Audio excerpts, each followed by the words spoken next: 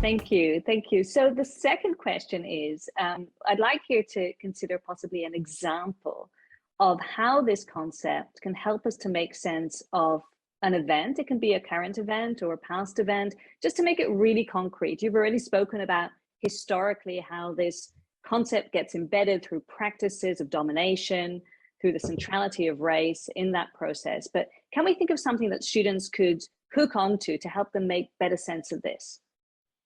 Yeah, I think that's it's a great question. So how does it relate to what's going on today?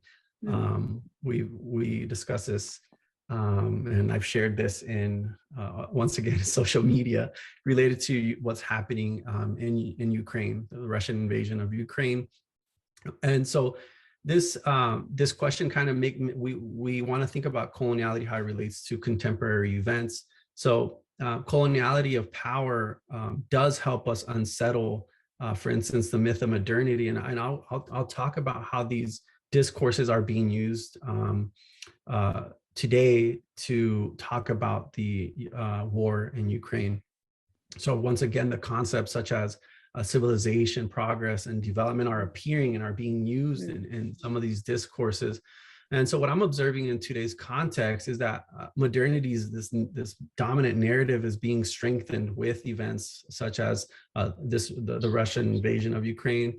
Western Europe seems like it's using this event to position itself once again as it's the center of humanity.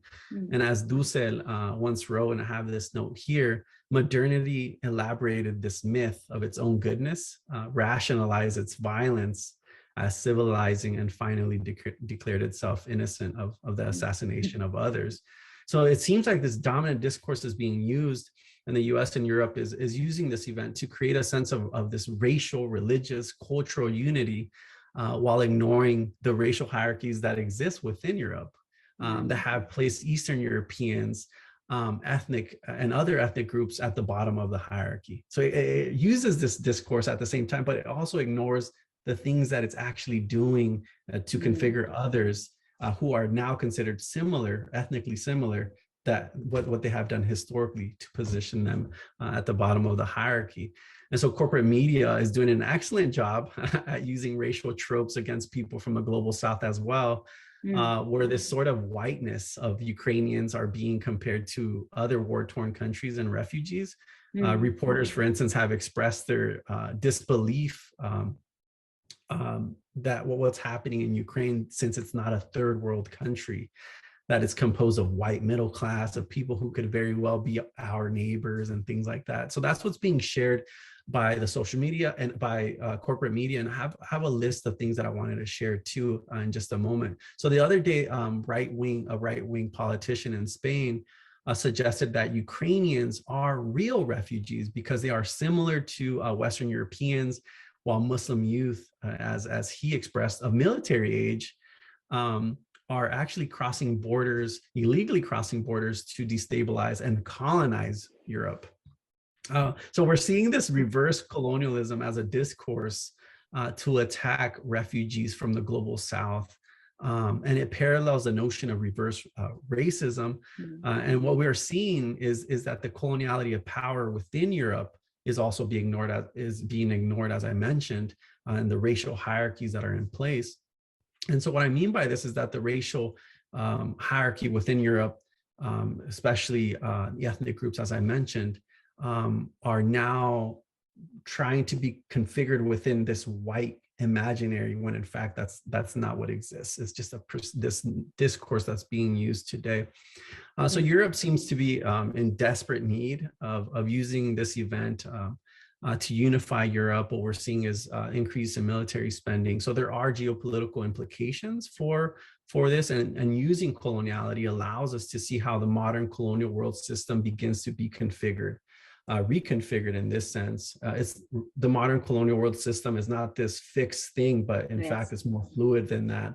And I think that's what coloniality of power allows us to see and analyze and critique and so forth.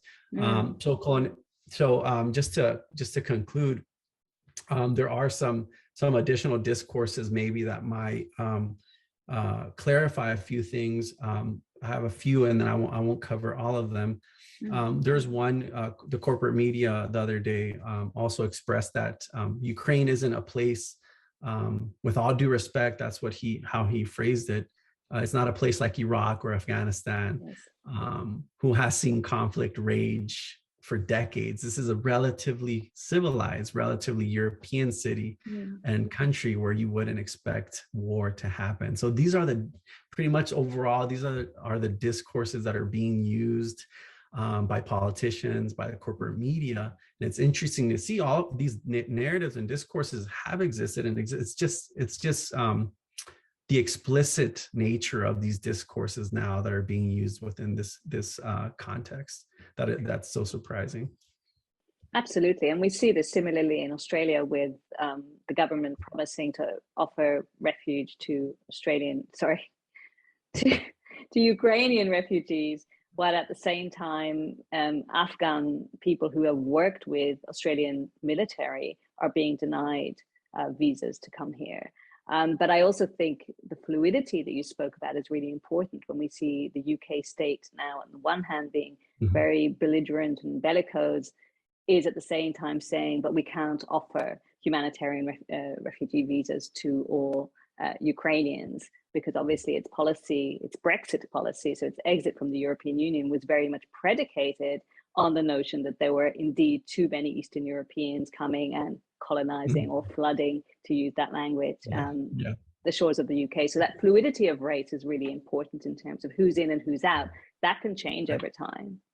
Exactly. Well, this is something that's happening as we speak. So it's really important to think about, these concepts, how we can use them to make sense of a really, really troubling scenario.